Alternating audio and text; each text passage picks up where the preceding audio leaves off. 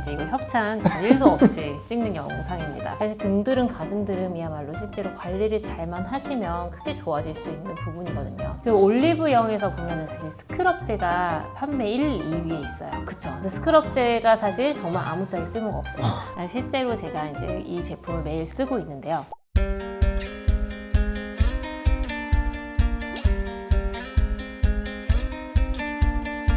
네, 안녕하십니까.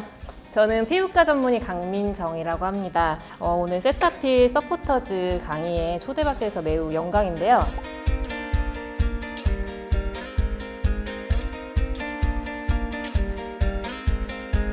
이 제품을 사용하셨을 때 가장 여드름 케어에 이상적인 케어가 가능할 거라고 생각이 되어집니다. 그러면 질문사항 없으시면 이상으로 마치도록 하겠습니다. 네, 감사합니다.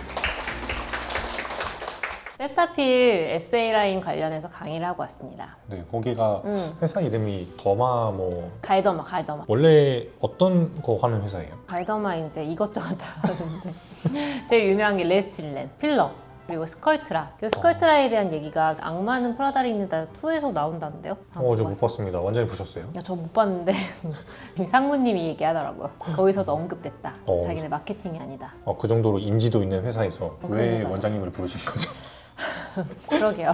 제가 또 아무래도 이제 화장품에 좀 관심이 많고 뷰티 인플루언서들이 대상으로 하기에 좀 젊고 신선한 느낌이어서 부르지 않으셨을까 싶습니다. 오늘 주제는 등드름, 가슴드름에 대한 얘기였어요. 네, 여자친구도 등에 요철 그런 것들이 너무 많아가지고 그냥 에스테틱 샵 같은 데다가 관리를 받고 있는 것 같더라고요. 성분들이 생각보다 많이 겪고 있는 것 같더라고요. 오늘 그 제품이 여드름이랑 그런 거에 도움이 돼서 가신 건가요? 근데 이거 약간 돈도 안 받고 너무 홍보해 주는 것 같아요. 아까 대표님이랑 얘기를 했는데 대표님이 좀 좋은 제안 해주시나 했는데 그런 게 전혀 없이 이제 이거 협찬 1도 없이 찍는 영상입니다. 이제 살리실릭 엑시드 라인의 이제 세타필에서 나와서 이게 여름에 쓰기가 되게 적합하고 말씀하신 여자분들 요철이 되게 걱정이거든요. 보통 여드름성 피부를 가진 분들은 피지 분비 자체가 많기 때문에 얼굴에만 여드름이 나진 않고 등과 가슴 이런 데에서 이제 여드름이 많죠. 많은 분들이 고통받고 있는데 사실은 얼굴만큼 딱 보이는 부위가 아니어서 방치를 하는 경우가 많아요. 그리고 여름이 됐을 때 그냥 급하게 뭐 컨실러로 가린다든지 응급조치만 하시고 지내는 경우가 많은데 사실 등드름, 가슴드름이야말로 실제로 관리를 잘만 하시면 크게 좋아질 수 있는 부분이거든요. 그래서 제가 오늘 그걸 관리하는 방법이나 어떤 치료를 해볼 수 있는지에 대해서 말씀을 드려볼게요. 사실 우리 얼굴 여드름 나는 원인들 있잖아요. 피지 분비가 많고 또 각질이 쌓이고 그리고 여드름균 그리고 염증이 심해지는 것 때문에 여드름이 쌓이는데 이제 등과 가슴도 마찬가지예요. 근데 하나 다른 점은 등과 가슴 피부가 더 두껍고 그리고 옷 같은 데 쌓여서 있는 부위라는 게 좀 차이점이죠. 그리고 또 피지선 자체가 밀도가 엄청 많지는 않은데 깊숙이기 때문에 아프고 몽글몽글 크게 만져지는 여드름들이 잘 생기는 부위예요. 이런 등, 가슴은 사실은 바짝 에스테틱에서 한두 번 관리한다고 되는 게 아니라 이 구조적인 특징을 이해하고 이거를 꾸준히 데일리 케어로 잘 해주는 게 제일 중요해요. 그래서 이제 세타필에서 이 SA 라인을 출시하게 된 거죠. 그래서 이 살리실릭 엑시드는 사실 바하 성분이죠. 그래서 피부 표면의 각질만 정리해주는 게 아니라 모공에 끼어있는 이제 각질 마개 같은 것도 녹여주고 피지의 노폐물 같은 걸 제거해주는데 굉장히 중요한 영향을 끼치죠. 그 올리브영에서 보면은 사실 스크럽제가 판매 1, 2위에 있어요. 우리 옛날에는 사실 때 미는 걸로 하셨는데 요즘은 때는 잘 안 미시고 이런 바디 스크럽제로 이제 대체를 하시는 것 같아요. 근데 이런 물리적인 각질 제거의 문제점은 사실 모공 사이즈는 200마이크로미터밖에 안 되거든요. 그 큰 알갱이를 문지른다고 해서 모공에 껴있는 노폐물이 제거가 안 된다는 게 가장 큰 문제죠. 그래서 많은 분들이 스크럽제를 하고 있는 거는 결국은 그 여드름을 해결하는 게 아니라 위에 있는 피부 장벽만 계속 깎아내고 있는 거예요.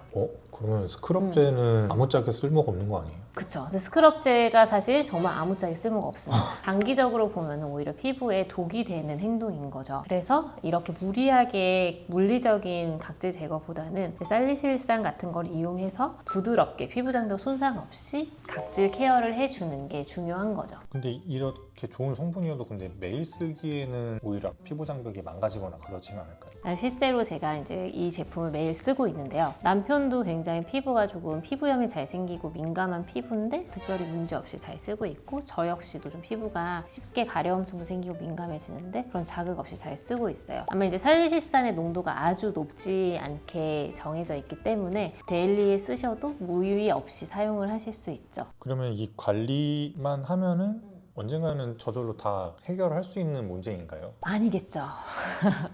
그랬으면 이제 등드름, 가슴드름이 있는 분들이 없겠죠. 이건 사실 루틴으로 이제 꾸준하게 관리를 기본적으로 해줘야 되는 거고요. 우리가 왜 밥 먹을 때 이제 쌀밥을 기본적으로 깔고 거기에 반찬을 얹듯이 이건 기본적인 쌀밥 같은 관리고요. 거기다가 이제 이걸 해도 계속 여드름이 올라오시는 분들이 많단 말이죠. 그럴 때에는 반드시 이제 약물적인 치료를 해야 되는 거죠. 약물적인 치료에는 어떤 게 있나요? 정도가 마일드한 경우에는 아크리프라고 하는 연고를 발라볼 수 있는데요. 이 연고는 다양한 레티놀 중에서 가장 최근에 개발되어 있는데 피부에 있는 감마 수용체에만 타겟팅해서 작용하기 때문에 조금 더 효과적이죠. 다만 얼굴이나 다른 부위에 쓰기엔 조금 자극감이 있는 연고이기 때문에 등과 가슴 부위에 저는 주로 이 연고를 처방을 해요. 얼굴은 디페린이나 디팔렌겔을 쓰고요. 그래서 등과 가슴에 확실히 써보면 데이터들을 보면 한 12주 정도 쓰면 확실히 육안적으로 깨끗해지는 효과가 있고 트러블이 나는 것도 현저하게 줄일 수 있는 연고예요. 또 뭔가 시술적으로 피부과에서만 할 수 있는 그런 관리도 있을까요? 저는 근데 사실은 시술을 별로 권하지는 않는데 등과 가슴 부위는 사실 일단은 면적이 너무 넓고 통증이 좀 있는 편이어서 하시는 분도 힘들고 저도 면적이 좀 넓다 보니까 시술 잘 때 좀 오래 걸리고 힘들어요. 근데 만약에 시술을 해야 된다고 하면 포텐자나 바늘고주파 시술 같은 거를 심한 염증 부위에 타겟팅해서 하는 편이고요. 그리고 색소 침착 같은 경우에는 이제 엔디약이나 피코레이저를 사용해서 이제 깨끗하게 좀 정리를 해주는 편이에요. 그러면 씻고 나서 그 이후의 관리는 어떻게 해야지 등드름을 조금 예방할 수 있나요? 보습이 부족하면 피지 분비가 좀 더 늘어난다는 보고들이 많거든요. 그래서 이제 항상 제가 말씀드린 세콜제, 세라마이드 콜레스테롤 지방산, 피부 지질 성분과 동일한 바디 크림을 발라주시는 게 좋고요. 여름에는 오히려 너무 되직한 걸 바르게 되면 과보습이 일어나서 문제가 될 수 있기 때문에 여름은 조금 가벼운 제형의 로션을 발라주시는 게 좋고 겨울철에는 조금 더 그것보다는 점성도를 높여서 사용을 해주시는 게 좋을 것 같아요. 함께 만들어가요 눈부신 피부를